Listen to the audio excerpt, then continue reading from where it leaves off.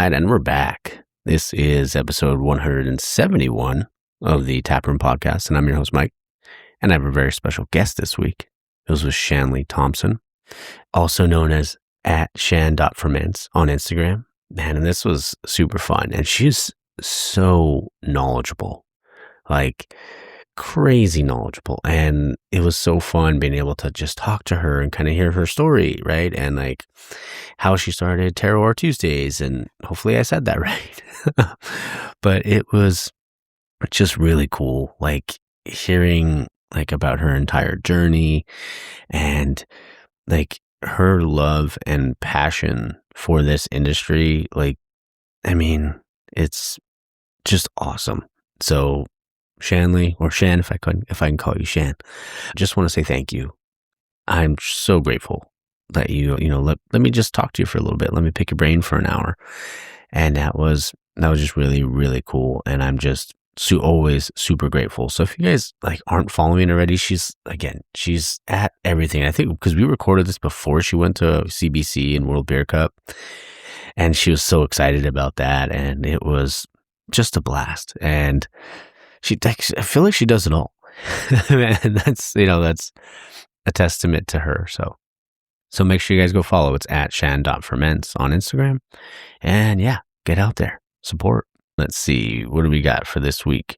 So I did have a good week. I was out in Monterey and Salinas for a couple days, and then was down in Tulare. Had to do some work out there, but it was good, man. Went to Alvarado Straight Brewery, and that was a blast. Had a great time there. Good beer. I mean, great beer and great food. I mean, I love Monterey. It's such a beautiful, like, just city, and just the beach vibes. It's always awesome over there. And I got to go hang out at Other Brother. Didn't get a chance to record with him, but it's okay. Maybe another time. But it was great beer there, and I got to see my Auntie Shirley, and hang out with my uncle for a little bit. That was great. And then Dust Bowl. Went down to Dust Bowl after I recorded at Hops and Fog with Mike and Kevin.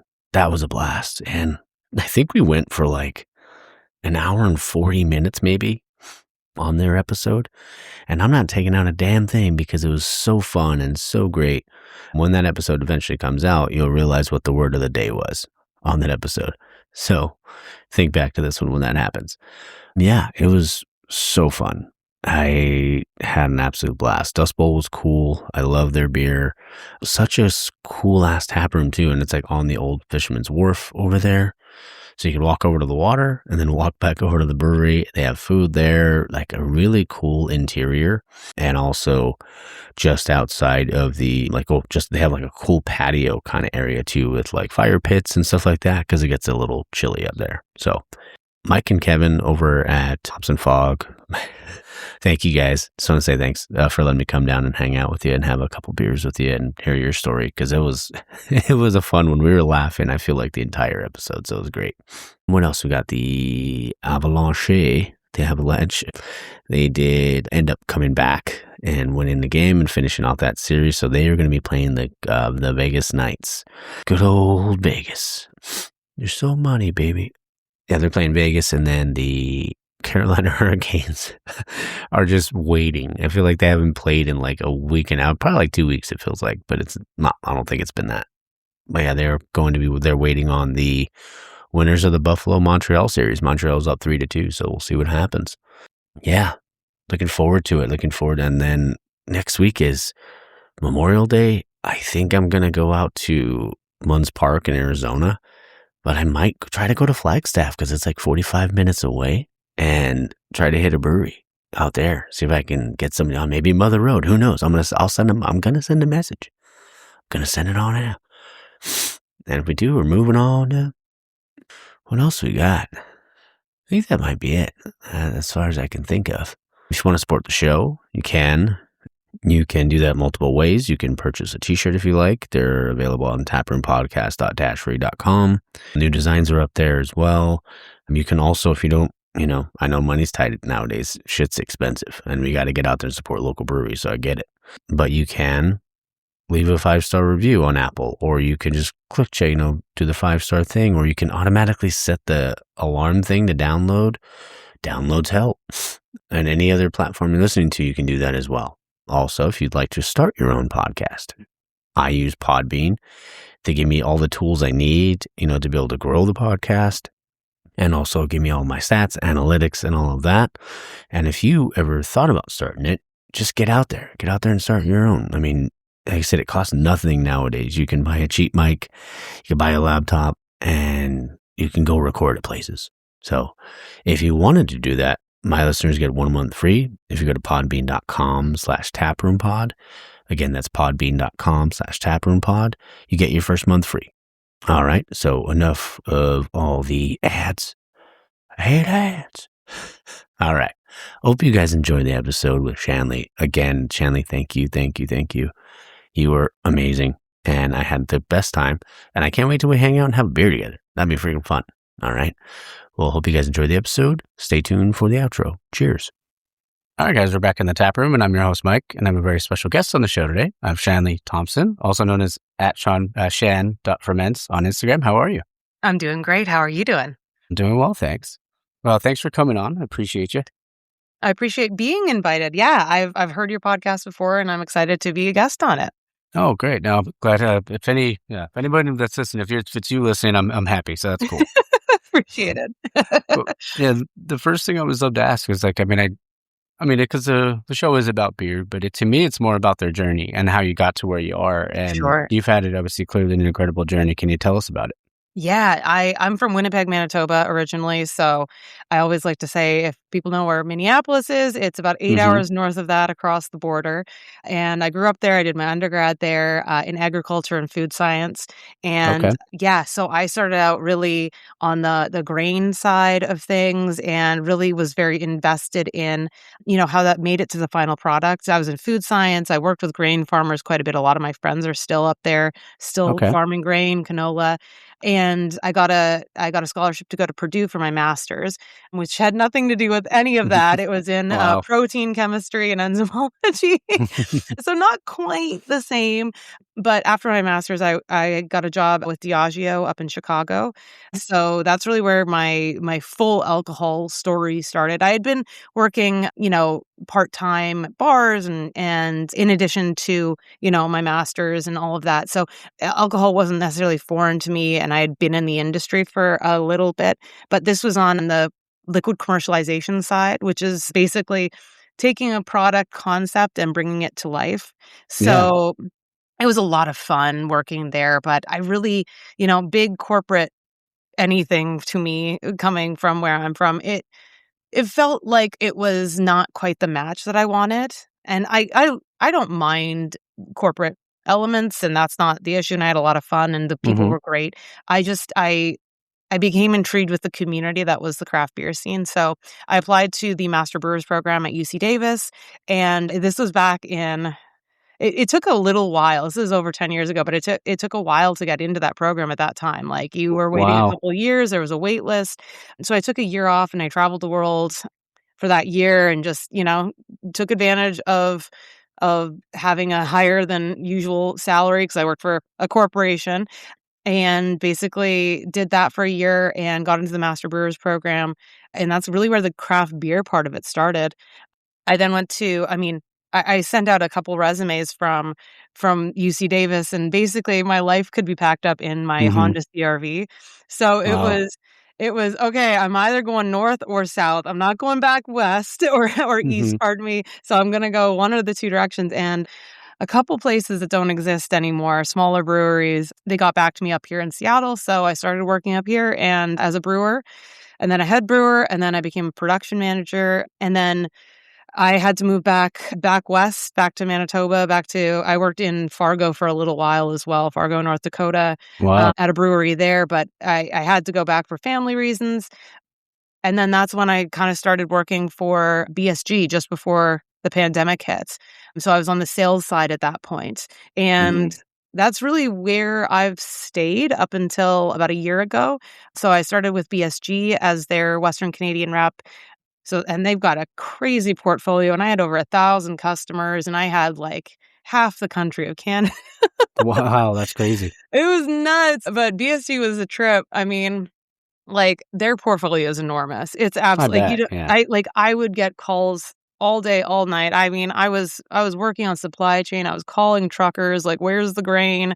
People were telling me, like, "Hey, do you have this?" And I'm like, "I didn't even know we sold that." "What do you mean you want the price? I don't know we have it."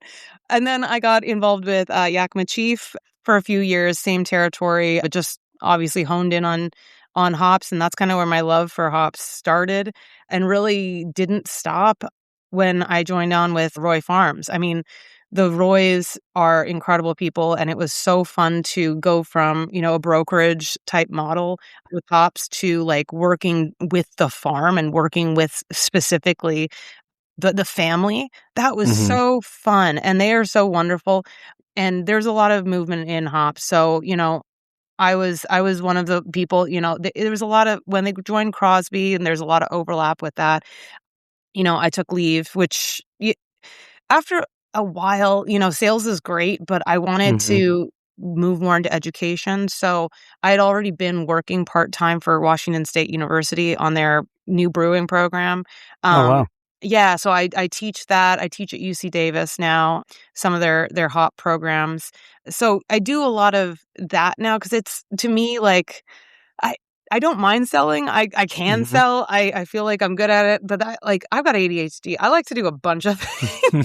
I feel you. I feel you on that for sure. Yeah, so that's what I do now. I mean, I got my hands in all sorts of different pots at this point, but it's all brewing related, it's all beer related, and a lot of it is focused in on hops. But I I fell in love with this community. I've tried to leave it a couple times Hmm. and go and do food science based jobs and careers, and I keep coming back to it because you can't find anything that's near this community and near in any Hmm. other industry, in my opinion, and that's from Yeah. my limited view. No, I 100% agree with you. The community is the best at least to me in my eyes, it's the best I've ever encountered because it's rare that you want people to succeed in like that someone that's in the same industry as you. Yes, yes. And that's what they love about it. And what I wanted to, because I love that you're like into the education side because I find that so important, especially whether it's a beer tender or, just knowing what to recommend or anything like that. But I feel like you do such a great job of breaking things down. Like, could you how did that come about for you? Like the Terroir Tuesdays and all of that. Yeah. Yeah. So, a lot of it came from honestly, the first time I even considered social media, just Hmm. in general, was at BSG because I did that during the pandemic. So, how do you reach half of a country and thousands of Hmm. customers quickly and easily? So, I had BSG Shanleigh, which was my handle and no longer Yeah. exists, but I found, finding ways of explaining what our products were, what we were trying to push for that month to a larger audience. That's kinda Hmm. how I started out, was really just product training. That's really what I wanted to do, and then from there, it evolved, once I got to Yakima Chief and once I got to Roy Farms, I really wanted to explain, what I'm learning, Yeah. not just on in my company, but what I'm learning. I read scientific papers. That's what I was trained to do at my master's, and, both my parents are professional researchers, so this is not foreign to me. So breaking things down to be able to explain to someone, it's fun for me because I'm learning too, Yeah. right? So if I find it interesting, maybe someone else will, and so Terroir Tuesdays came about because I was talking to some of my friends who are still hop reps and saying like, we get to interact with certain brewers who are able to make it to selection, make it out to Yakima, and that's about it, and they understand that there are differences in where your hops come from and what you're experiencing on the table. But at the same time, you're not getting the full picture of that. Yeah. Certain elements, certain farms will give you this. So I wanted to really break down what was out there and say like, okay, well, this why is it that this mosaic from Oregon is completely different from the one in Washington? Why is it that the harvest timing makes such a big difference? So that's really where that came about, and I've been enjoying it just because I'm Yeah. learning a lot too. There's a lot of research out there that no one's really touching by amazing people, and it's fun to find out what they're really doing right now. Yeah. No, and it's fun and it's cool to see like, your content every week. But what I love about it is like, yeah, like, because I mean, my full-time job, I'm a trainer. So like, I love like the light bulb moments, like whether it goes on for me or it goes on for somebody I'm Yeah. training. But like, what is like maybe one of the harder topics maybe that you've touched on that maybe was like trying to like, because the way you put it all together, you make it so easy to understand, which Thank is you. something I appreciate. Because there's times when I'm like, all right, my brain's a little fried, but then I know I can watch this and I can understand it after I see your stuff. So, what's something maybe a topic that you had hit on or that you had touched on that was like maybe harder to relate to? I think there's a lot of chemistry out there that I even have some trouble breaking down. Mm, My background, like I said, is in agriculture, and I've got some like phyto and plant chemistry and plant disease background as well, so I can understand it fairly reasonably. And there is just a lot out there that yeah. is very involved and very deep. So those topics can be difficult. What I find most difficult, and I was just telling someone this the other day, was because I taught at UC Davis last week, Hmm. and there was half the class were craft brewers, people looking at getting into the brewing industry, people who have had, home brewing experience, and then the other half were professionals from Anheuser-Busch. Yeah. And what I find more difficult is explaining to basically two completely different groups the Yeah. same information, because you can't tell the craft brewer, this is what you should be looking for when you're, examining your hops or get a contract, because you've also got half the class who this is not relevant at all. So Hmm. what I find more difficult is who you're teaching to, because there is that wide variety of Hmm. people that I'm interacting with. It goes from the people who don't know anything to people who are, advanced researchers reading it. So Yeah. I think the topics are they can there are quite a few topics out there that I personally don't have as much, nuance with, like yeast. I don't touch yeast Hmm. as much. That's some advanced. Oh, That's definitely. advanced. I appreciate yeast chemists, because Hmm. that's a whole nother ball game. But, there those kind of topics, it can be more about the audience than it is the actual subject. Yeah. And that's that's tough. That's tough to like to, because I feel like for you it's like a balancing act, especially in a class like that. You're trying to figure out the right like or how to toe the line, I guess, maybe on certain topics, and like when you're talking to one person compared to another. Yeah, Yeah. absolutely, and I do that, I try my DMs are I'm really bad at responding to people. It's not good, but yeah, I mean, that's just it. People are asking me questions that range. Hmm. Some of the questions I have to look up and go, yeah, no, this is what I think it is. Yeah. This is my opinion on it. And some of them I'm like, well, this is a pretty basic question. So yeah, it is. I think the difficulty a lot of times is just figuring out how to present the information to people who don't know much about it, to people who know a lot about it. Yeah.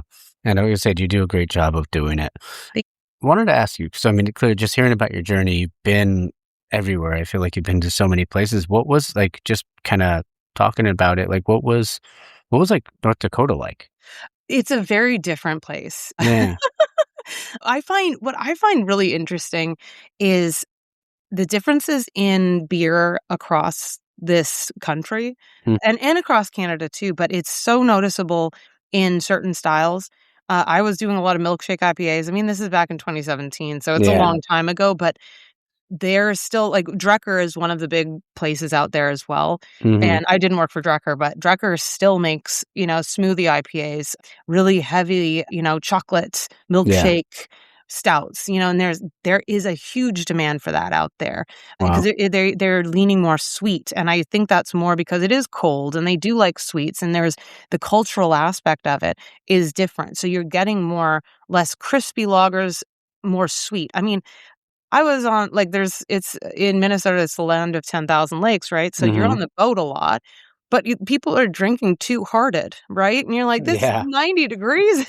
This is insane." Also, it's Yeah. 9% ABV, like, and so I think there's a very big difference in what people are drinking, what people are expecting from their beer, depending on where you're going.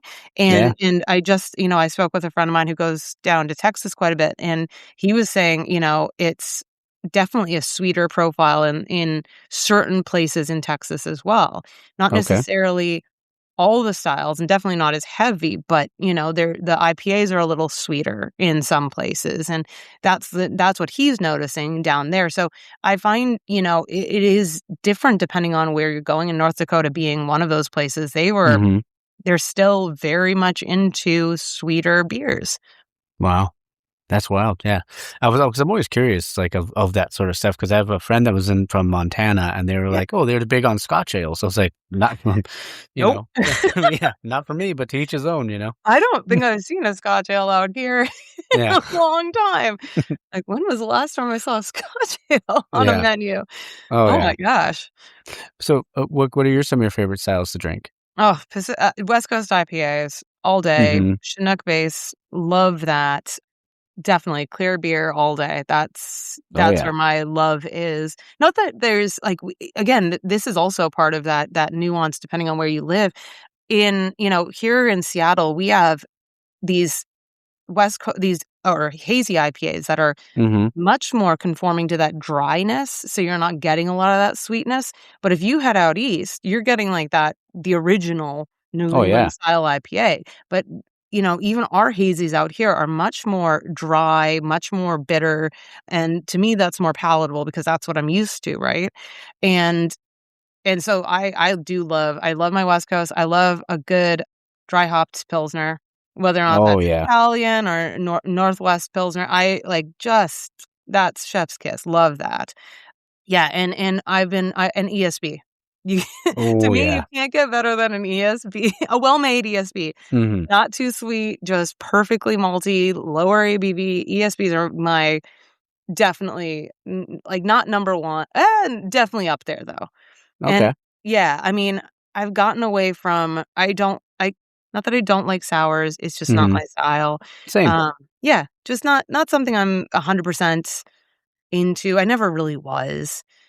Yeah, I think there's some cool beer styles out there, and to each their own, like you said, but that's just that and big haze bombs. Like I'll try them. Like Yeah. I've tried Trillium a bunch of times. I love Trillium, and I think what they're doing is very cool, but it's just I can't have very much of it.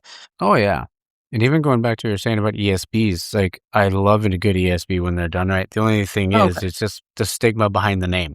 yep, yep, Yeah. absolutely. Yeah. I was sitting with the folks from Maui Brewing during the World Beer Cup. I want to say it was 2018. We were at Okay. World Beer Cup, and I was sitting next to the national account manager at the time, national sales manager at the time, and they won gold for ESB, and he goes, Yeah. "Damn it." He's like, "How am I supposed to sell an ESB?" I'm like, "Yeah, no, it's gonna be a little tough, buddy." Yeah. A No. Hawaiian ESB. Good Oh, luck. I know. Oh, but everything that Maui Brewing makes is so good. Oh, yeah, and I mean, Garrett's one of the first people that I met in the beer industry, and he's one of the smartest business people I've ever met in my entire life, and Hmm. every time I run into him, which is less and less. I mean, he's got a kid now, and he's getting married, and it's always a treat because he's so knowledgeable about so many different things that I always come away with like, wow, that's like I want to say it was last year I ran into him, and he was running off to a meeting because they were going to put a Cirque du Soleil in one of their breweries on the island, and they did. And I'm like, "What do Okay. you mean?" Like, zero context. Like, we got a meeting with Cirque du Soleil. We're putting one in the brewery. Yeah. See you later." What? What do you mean, Garrett? Like, that's crazy. But, Yeah, like, that's wild.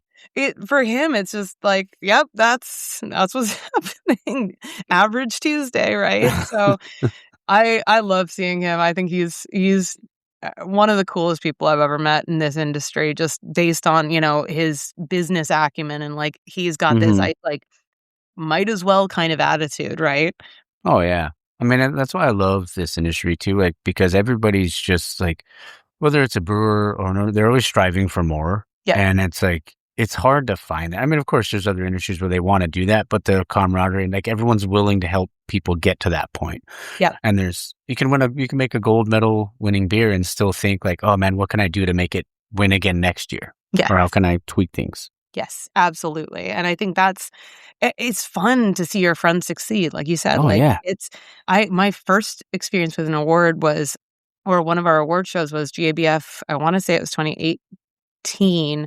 And it was just so fun to watch everyone running down the aisles and, celebrating. And it's so early in the morning and you're like, everyone's just hammered already. And I don't know. It's like but you're feeling so good because it's not that you lost, it's that your friends won. That's the attitude that I've always got from it, and I just love it. It's invigorating, and that's why I was saying before we started it.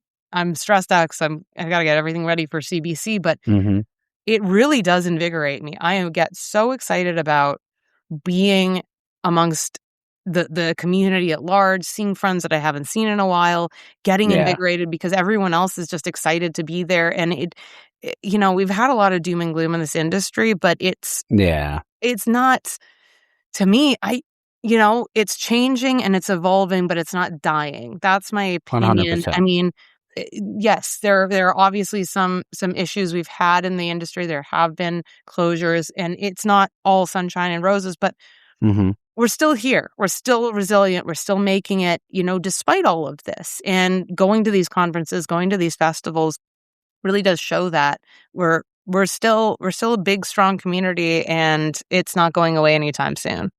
Yeah, I 1,000% agree with that. Because even out here, like you'll see a brewery close, but you're also seeing like the really good breweries expanding. Yep. I mean, absolutely. And if you can have that, I mean, maybe there was an oversaturation at a certain point, maybe a little bit, but I mean, and getting Gen Z to drink, I'm sure hasn't been all that easy. But like you said, like the festivals are always great. It's like a big family reunion. Yep. And it's just, there's nothing, I can never think anything bad about this industry because of how, the camaraderie, everything really. I'm going to be repeating myself probably, but yeah. No, it's so true. I mean, we talk about this all the time here. I've got the Washington beer scene is so wholesome, Yeah. Yes, there have been some folks that have unfortunately gone under. And you're right, a lot of it has to do with not keeping up with the trends, not really thinking it's a plug and play business. I think there was a lot of that, earlier on, maybe not the latest casualties in this industry, but definitely earlier on, especially during COVID. And even before that, as things slowed down a little bit as we went into COVID, I think there was a lot of saturation because there was people thinking, well, if I open a brewery, it's an automatic. I'm going to make money, obviously. Look at how hype this is. Look at how many people are involved. And that's getting into the industry, obviously, for the wrong reasons. So, yeah, just because you throw money at something doesn't mean it's going to be successful. Absolutely. You have to have all the right people in place. I wanted to ask, because I know we mentioned off air, I love Old Stove. And even I think it was Pike's Place Brewing, I think it was. I don't know if they're still there. Yep. They've changed hands. And there's some things that happened, but they're with a big restaurant group now. Okay.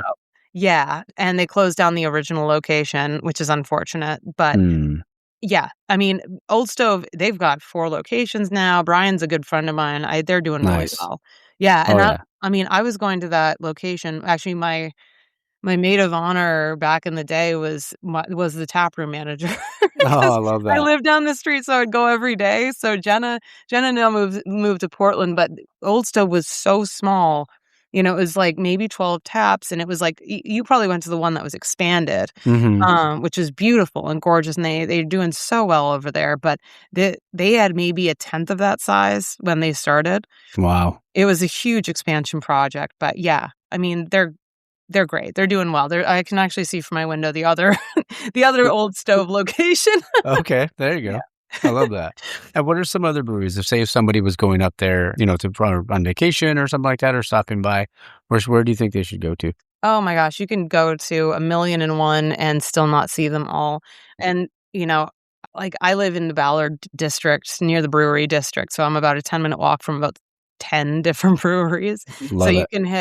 you can hit Reuben's, Urban Family, Stoop, Fair Isle, Bale Breaker, Lucky Envelope, Old Stove, all in that area. And then, you go a little further, you've got Human People, Ravenna, Holy Mountains over there. Like, Wow. it's a great community. And then Gasworks is opened 2 years ago on 4th of July, and it's right on the water. Wow. And they can't keep up with the demand because it's one of the only waterfronts other than, Old Stove, Yeah. one of the only, in-town waterfront breweries. And I would say they're like 80% of their area is outdoors. So you can paddleboard up. They've got a dock you can paddleboard up to. Oh, that's And awesome. it's such a cool spot. And that's run by Kyle, who used to be with a brewery out east. So, I mean, it's like a lot of even the ones that you would think of as hype or something that, could potentially just be a draw because it's a good location and the people are, it has that novelty, are making phenomenal beers. And I Wow. think that's the joy of living over here is even if it is a hype brewery for like location or novelty, it's actually usually fantastic as far as quality as well. That's awesome. Yeah, I think I've been planning a trip to get back up there. I want to go to Portland and go back to Seattle because it's been like 6 years now almost. So I need to get back up there. And I mean, Portland itself, I try to get down once a month or once every other month. So I have a lot of friends down there, and you can't see, like, it's a smaller city, but I don't know that I could ever see everything or drink my way through that city in a fast enough time. I mean, I think it's just one of the coolest cities on earth. Like, because you can walk around and you just like, it looks like someone's house, but it's actually a violin shop with a bar. And it's like, what do you mean? Like everything is just so quirky and so weird and somehow survives.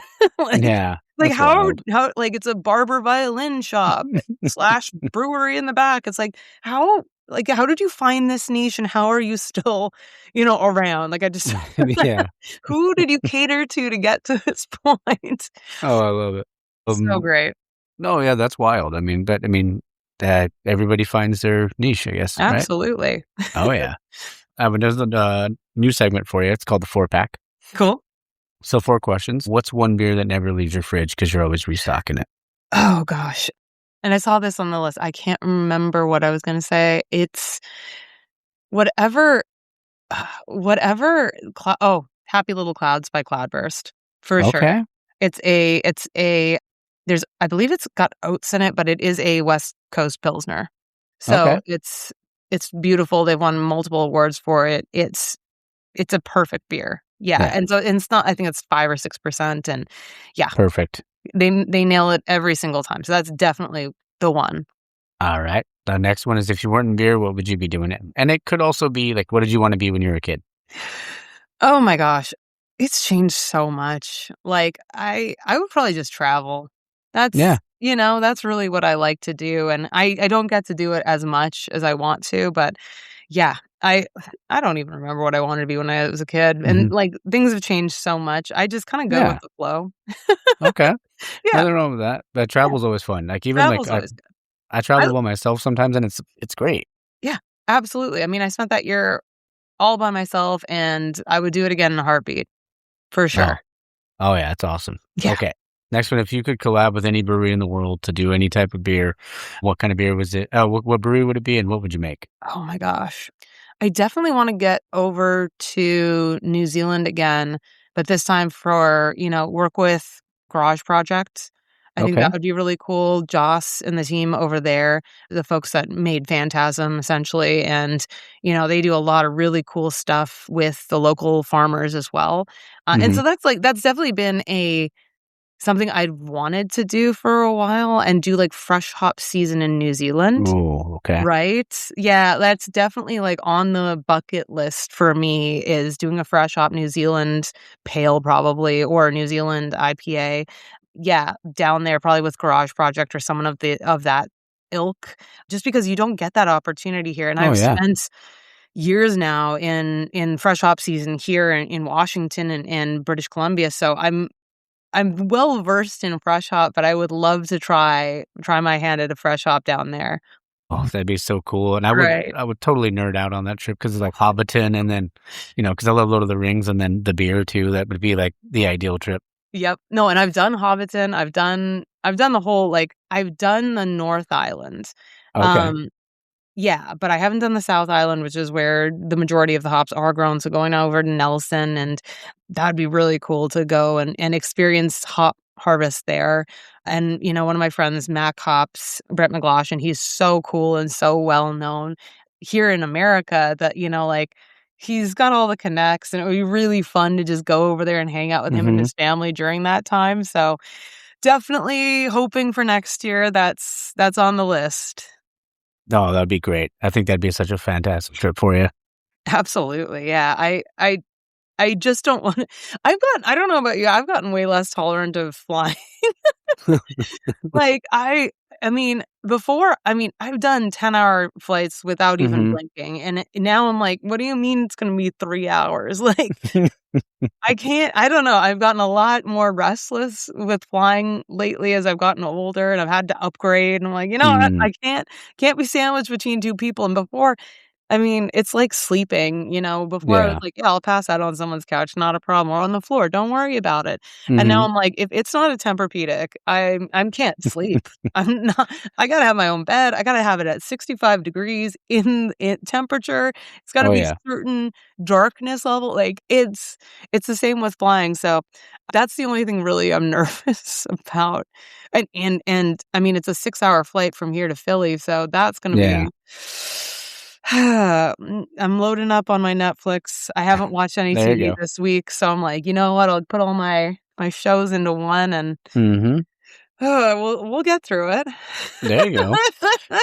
No, with the flying stuff for me too, it gets me. But even like in hotels, like one of my biggest pet peeves is like hotel TV. So like if I can't sign up to sign into something to stream, Yeah. it's not a good day. No. No. But I also do take a travel pillow because I hate hotel pillows. Oh, yeah. They're I the never worst. understood when I was a kid, like, my parents always brought pillows, like, Mm-hmm. their own pillows, and I was like, I just don't get it, like, why are we checking a second bag because 'cause they've got Yeah. pillows? Now it's like, no, I'm sorry, mom and dad, I totally understand what you're talking about, like, if the Yeah. firmness of this pillow isn't a certain way, Yeah. it's so funny getting older. I'm like, Oh yeah. "This is crazy." Yeah. It's memory foam or nothing. Right? Ugh, yeah, crazy. Oh man. The last question of the 4-pack is what's your guilty pleasure that you secretly love or not so secretly love? Oh my gosh, I'm into reality TV and Pitbull. I love terrible music. Like, Okay. I think the term they coined on TikTok was polyjamorous. So I like all music. Like, All there's right. very little I won't. I was just saying to someone, I was at a rave the other night, which I don't even know how I got there, but it was like, it's just computer noises, just a lot of loud Mm-hmm. computer noises, and I'm like, I'm loving this. And my friend's like, what is this music? I'm like, no, it's just like a random string of computer noises. What do you mean you don't get it? Like, Yeah. so my guilty pleasures are like, I love all music, Pitbull. I like some country. I don't know. I just love all music. So some people find it like, that's my guilty pleasure. And then reality TV is great because I can just turn my brain off. Oh yeah. Like, it's just I'm obviously doing some, a lot of reading, a lot of high level, like, breaking down a lot of stuff in my own mind. So when I get the opportunity to relax, I don't want to watch a documentary. I don't want Mm-hmm. to watch, high level crime drama. I don't want Yeah. to do that. I want to watch two women fighting over Botox. That's what I want to do. I want to watch Yeah. people get mad for the weirdest and dumbest reasons. And that's it. Like, oh, my Yeah. problems are not even near that. But it's just, it's brain candy. That's what I say. Oh It's yeah. For sure. definitely a guilty pleasure, but it helps me, like, step away from the computer, step away from everything, and, reset my brain. Oh yeah. We all need that, right? We all Yeah. need something I do that with How I Met Your Mother. I love the Yeah. show, but I will just turn it on in the background Yep. and I'm just like, I can zone out. Yep, I've got that one. I've Brooklyn Nine-Nine, I usually have on Oh, that's great. repeat. Sex and the City, I think I've watched about 1,000 times. Okay. The only big one that I've watched that I went back to Entourage. That show could not have possibly been made now. Oh, no chance. No chance. Like, I love it. I think it's really funny, but I'm like, it's fantastic. ooh, oh, whoa, I'm like that. There's some cringy stuff in there Oh now. my I'm just like, God. That one's good, but I've replayed Succession a few times. That's my all-time oh, favorite it's show. great. That show deserves every Emmy ever created. No, like, that's the best show I've ever seen in my life, Mhm. and I will put that on the background because, like, now I've seen it 4 or 5 times. I think that's Yeah. awesome. Like, Oh, it's so good. and I can't, like, if people don't get it, they don't get it, which is fine. I get it, Yeah. but it's like, how did you not get it? It's so good. It's Yeah, it's like, so great. the nuance. Mhm. Oh, yeah. Anyways, those are my guilty pleasures. Okay, I love it. Next, I want to ask you, because obviously there's new like hot products all the time. There's new like oils or anything like that. Like, what's maybe like your current obsession in beer right now? Oh my gosh, current obsession. I always like to see what the yeast people are doing because, again, I don't Yeah, fully understand how they're getting the outcomes that they are. I do to some extent, but, like, I wouldn't say there's an obsession. I just like to watch, like, they're launching new lower ABV yeah, strains, which I find fascinating. That's really cool to see them really amp that up because it is a completely different biochemical system that they're having to engineer. So yeah. that's really cool. I actually like to study hangover cures. Oh, I love And that. That's awesome. there's some cool stuff that I'm researching right now for a couple different series. I don't work with ZBiotics, but that's a new obsession of mine. Okay. So it's a genetically, again, this is why I find yeast fascinating, but, like, don't have the acumen to really, like, dive in as deep as I do in hops, but it's a prebiotic. It's about this big, Okay.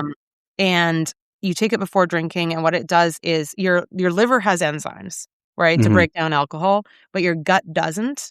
So when you drink, a lot of the alcohol will go to your liver to be processed and then removed, but some of it does stay in your gut. But your gut doesn't have enzymes to break down alcohol. That's only your liver. So what this does is it provides your gut and your intestinal system with those enzymes Oh, to wow. cut up the alcohol molecules and turn them into, from acetaldehyde, which is what gives you the hangover, to acetate, which is essentially a vinegar. So, and then you can expel it that way. So that fascinates me is that product in particular is a patented product, ZBiotics. Again, I don't make any money with them, but I just find it really interesting to me Yeah. how they were able to come up with that concept, and it works, I promise. You're still gonna feel something, because, like, Yeah, of course. but my friend Leslie Shore, who used to be the head brewer of Pike Brewing and Reuben's Hmm. Brew, she's very incredible woman. She and I took our first joint trip to Firestone Walker Invitational last year, Oh, okay. and I had been and she hadn't, but it was 98 degrees. It was so Oh, hot yeah. last year. I was dying. But considering it's, like, from 12 to 5, and then we went to the after parties, and we were drinking all day, and, we were trying to hydrate, but it's like you're sweating it out, so it's Hmm. very much like, okay, we woke up, we had taken our ZBiotics, and we woke up the next day, and she's like, I don't think I'm hungover." I'm like, "I'm not hungover." That's awesome. So, like, we've pushed that product to its limits, and it definitely, like, you're still feeling a little bit weird, but it's an incredible product. So that's my newest obsession, Okay. as far as new products. I love that. And honestly, I'm always looking for a hangover cure. I mean, I don't get I don't get them as often as I used to, but Yeah. occasionally. Yep. I've tried. My buddy used to have a company called Drinking Buddy. That one was pretty good. That one worked Cool. really well. There was Cheers Restore. That one, I drank so much Jameson that night, so I don't blame the thing for not really Yeah. working. Yep. But it was a rough one. Yeah. Yeah, that's the thing too. It's like, yeah, this probably didn't work because I don't think anything would have at that Yeah. point. Yeah. Can't really Yeah. blame the thing.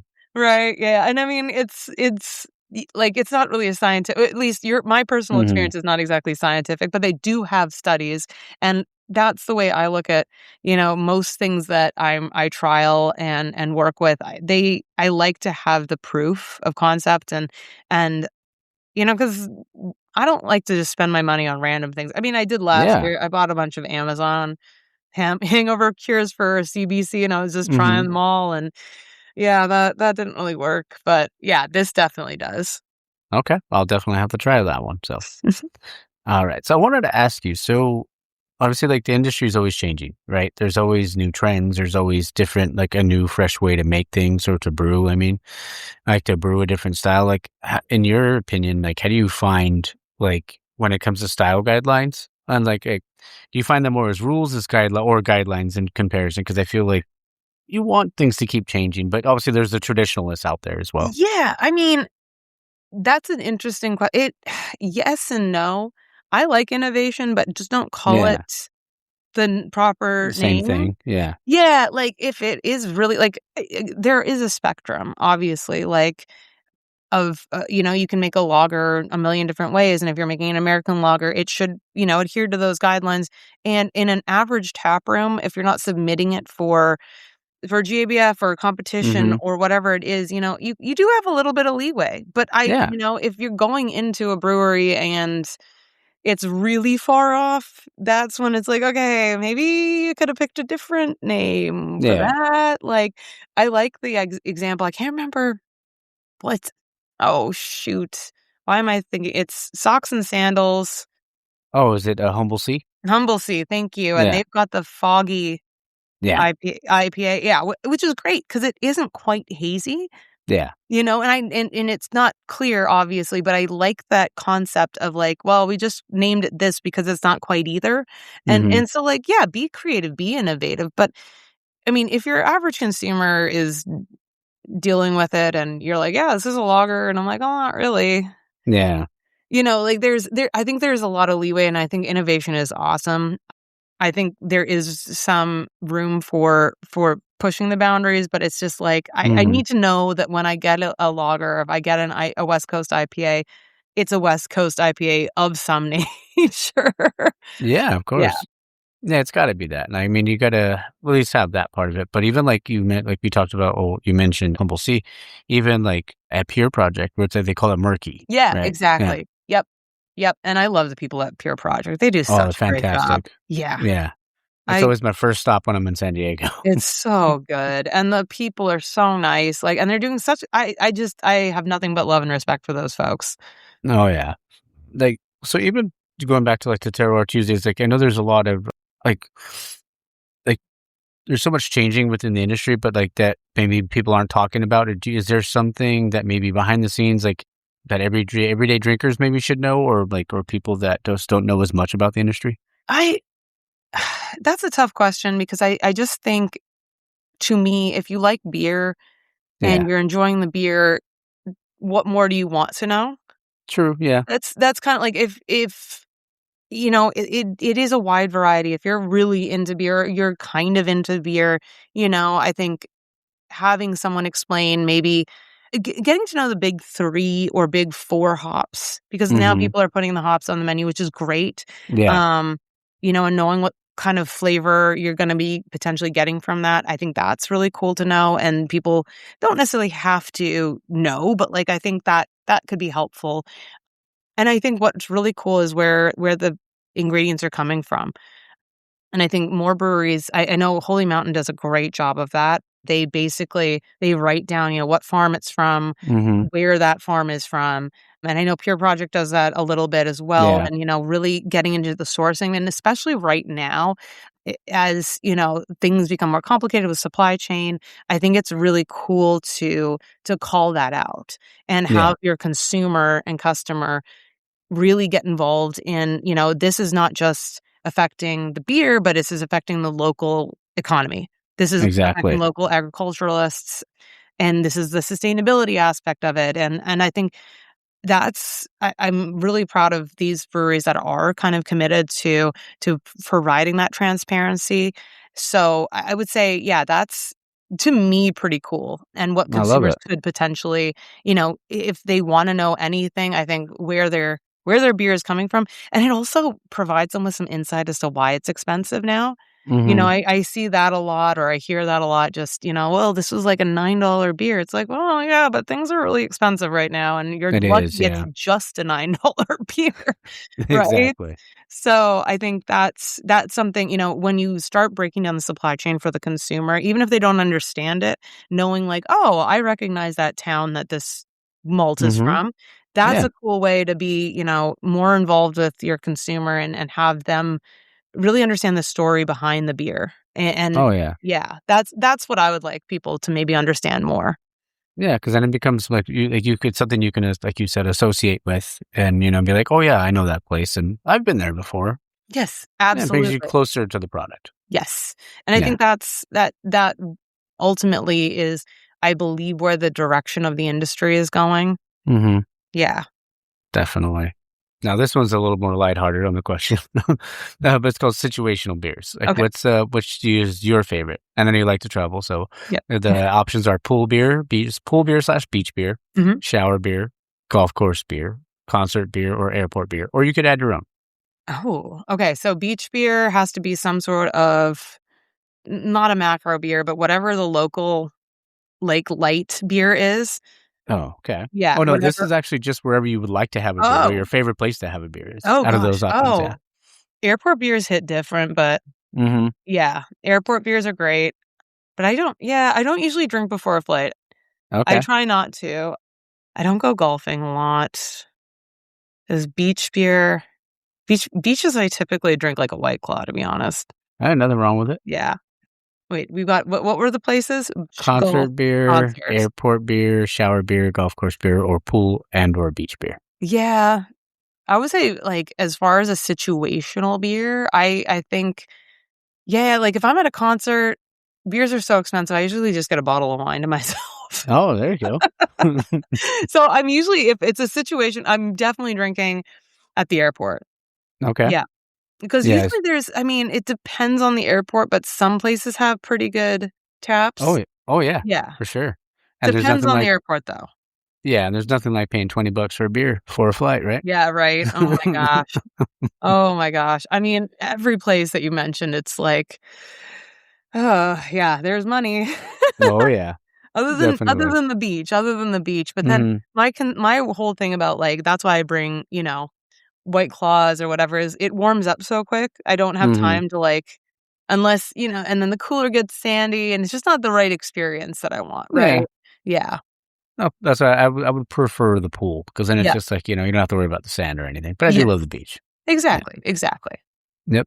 Say next one is just some rapid fire questions. Yes. So we have, it's called the six pack. So the first question is lager or IPA? IPA, Okay. Hazy or West Coast? West Coast, Okay. Music or sports at a brewery? sports. Okay. Your favorite brewery? Well, I mean, we talked about some of your favorites, but what is your favorite brewery you've ever been to? Whew. Or we can say Seattle too, if you'd like, if that's easier. Oh my gosh. I don't that come back to that one. Okay. Favorite drunk food? Taco Bell. Okay. Can't go wrong with it. Yeah. If your personality was a beer style, what would it be? I'd say a West Coast lager, Okay. pilsner, for sure. I love it. Yeah. West Coast Pills are just, they're the best. They're the best. Yeah. Yeah.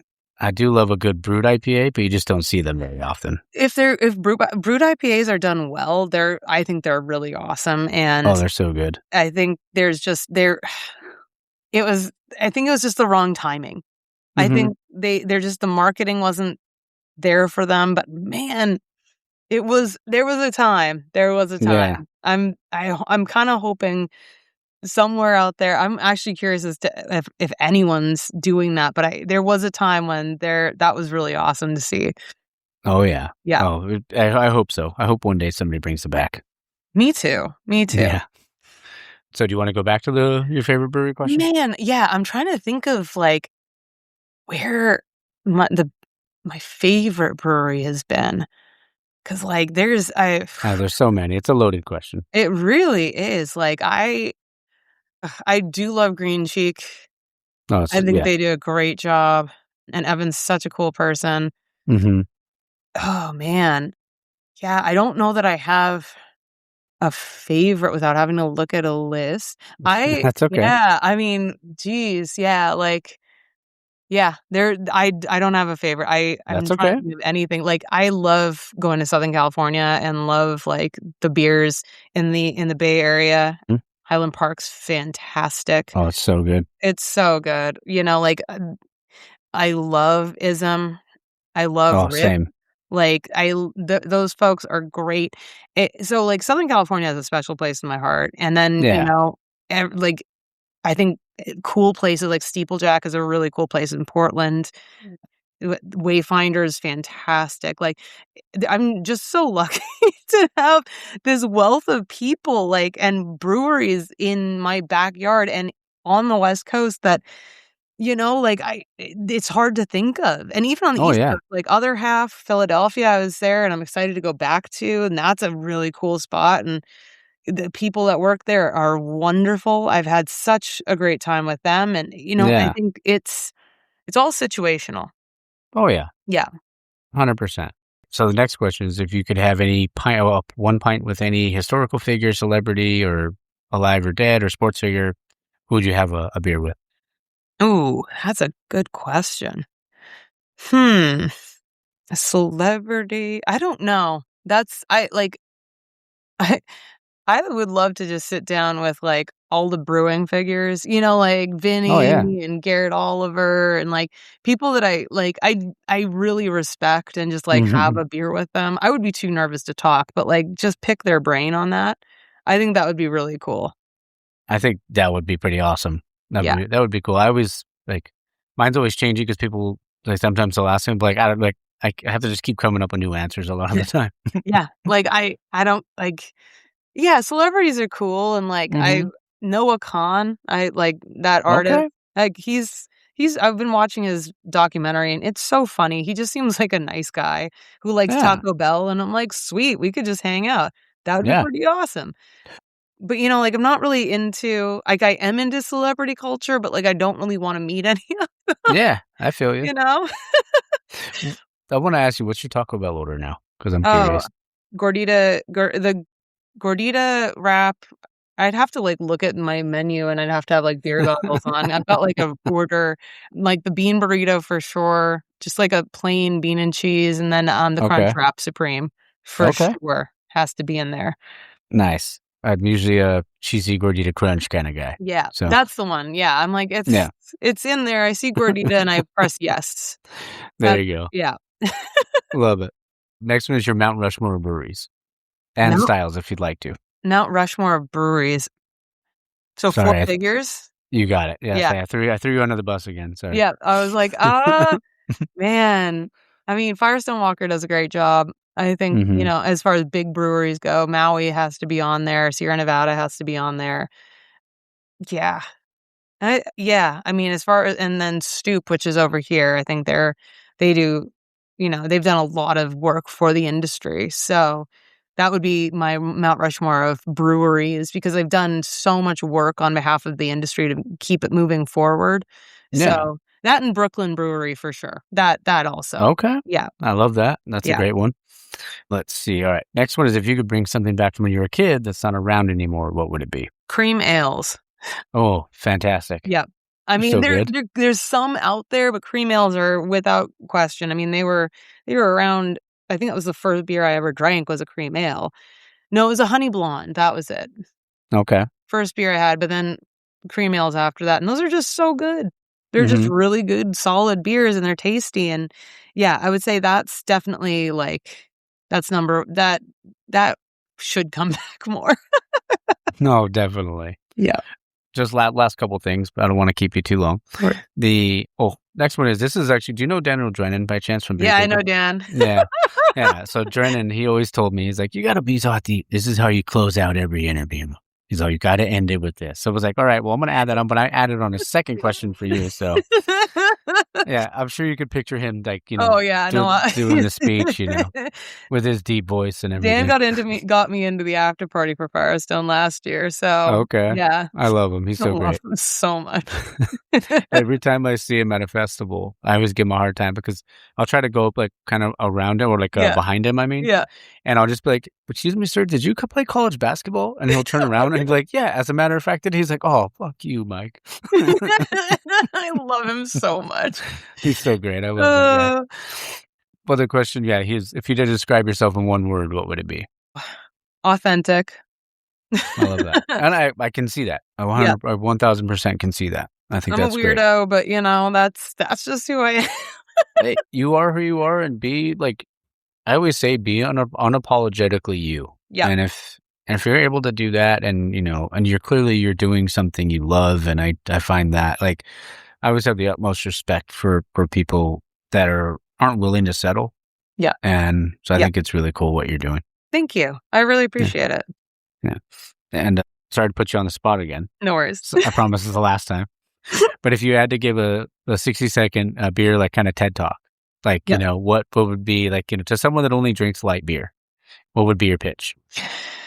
Oh, that if they only drink light beer, but if they have any concept of wine, and even light beers in general, light beer is a spectrum too. It's like, well, do you like, what kind of base do you like? Do you like Coors or do you like Bud? Those are two completely different light beers. What is it, a Corona flavor? Do you like the lime in it? There's so many different ways you can experience a beer, and I'll never push anyone to drink what they don't like.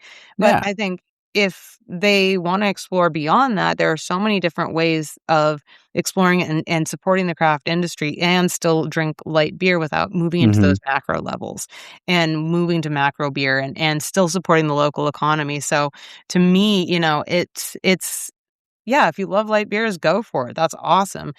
It's more just, where are you getting the light beer from, that I would be like, this supporting your local economy, supporting your local brewery, supporting the craft brewing industry in general, I think is more important than convincing someone to not drink light beer. If that makes sense. Oh yeah, no, for sure. And I think, like, more or less, like, macro is probably what I meant on the thing, but I phrased it wrong. That's what why not drink? Yeah, like, and the thing is that most breweries have an option. Oh yeah. Yeah.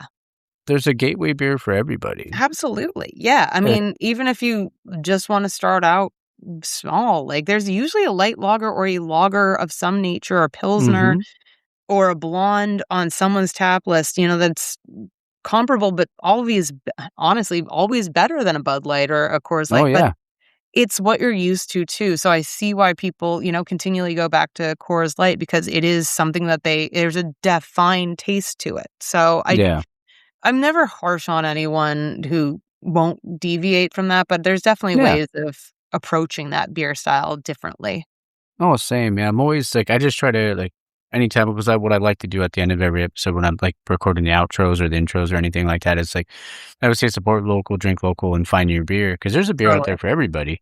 Yeah, it's just a matter of, like, them being willing to try it. Like, sometimes I had an uncle that would only drink Coors Light and stuff like that. I'm like, hey, just try this, and now he will only drink hazies. He won't drink anything else. That's so funny. That's awesome. Yeah, we're just trying to get people to jump over one beer drinker at a time. Absolutely. Yeah. You have to. All right. Well, thank you so much, Shanleigh, for being on. It's been so fun. I really appreciate your time. Thanks again for having me. Oh, and could you plug everything? Plug it all. Oh, yeah. You can find me at Shan Ferments on Instagram, Shan Ferments on Substack. More to come, shanferments.com. I'm working on other platforms. I'm working on deeper dives. It's just slow going right now.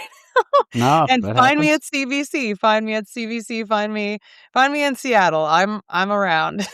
Yeah, well, I'm gonna have to get up there soon. I was talking to my cousin, so we'll have to get up there soon and get up there and drink some beer, and I'll have a beer with you. Absolutely, that'd be awesome. Thanks so much. Thank you. Well, we'll stay on the chat for a sec. Cool. All right. Thanks, guys. Cheers. All right, guys. I hope you guys enjoyed that. Like I said, I had a great time with Shanleigh. It was a blast, and there was a couple times I was like, man, like, I don't know why. I mean, there's a lot of times I still get nervous when I'm recording these episodes, and it's because, like, I care, and I care about their story. I care about how everything is going. Like, am I doing a good job and stuff like that? So I'm always like, man, like, did I do okay? Like, or if, like, I fumble a question, because I'm like, I just want it to be so good for them. And yeah, that happens sometimes. So that was me. when I was just asking her like how to describe it, like in her teaching part, I was like, oh man, I just kind of lost it a little bit there. But yeah, it was so much fun and super grateful. And I got some other stuff coming up too. So next week's episode, I'm super stoked about. It's the Roadmap Brewing in San Antonio. And then it'll be Spindle Tap and then Hops and Fog, which I'm super excited for you guys to listen to. I'm also trying to plan. I do need to get with Luis and Leo and Raul again to do another roundtable because they won at California Brewers Cup and then also the county fair stuff. And so we definitely gotta do that. And then maybe I'll do that for episode 175 because that is coming up. One of the thank you episodes. Also, I have been reaching out to, all right, sneeze break. Ooh, that was bad. I don't know if that happens to you guys, but every morning not every morning, but most mornings it's, like sneeze like 12 times in a row. But no, what I was going to say was I have been talking with Jeff Allworth, the author of the Beer Bible, and yeah, we're going to record something. We just got to worry. I'm just trying to figure out the dates. But yeah, that would be so fucking awesome to record with him. And it's a quick kick-ass book. And just to be able to have an author on, I feel like would be really cool. There's another one I'm going to reach out to as well, but we'll see if I can get him or not. We'll find out. But I love it. And also, guys, don't forget, I want to plug, remember, the LA Independent Beer Fest is coming up. I believe it is June 6th. They have the VIP tickets. You have the general admission tickets. But yeah, it is coming up. I will be there. If you see me, say what's up. I am going to be ordering new stickers. And I'm not going to be carrying a backpack this time. So I'm just going to have them in a little pouch. A little pouchy. But yes, it is June 6th is the Independent Beer Fest. So if you guys have the opportunity, you guys want to get out there and support. I think there's going to be over 75 breweries there. So it's going to be a blast. I'll be there. Jizzy will be there. I think Art LA Brew Life will be there. I think Chew will be there. All the homies. GG will be there. So yeah, if you get the opportunity, come on down. All right. Well, I got to get shit ready and get some coffee in me. Got to get some of that mushroom coffee all up in you. All right. I hope you guys have a great week. Have a great Sunday. Hope you guys had a great weekend overall. Avalanche start on Wednesday. Let's go, boys. And then we got a long weekend there next weekend there, eh? All right. Hope you guys go down to Tim Hortons and get a maple log, okay? All right. Don't forget to support local, drink local, and find your beer, eh? Cheers.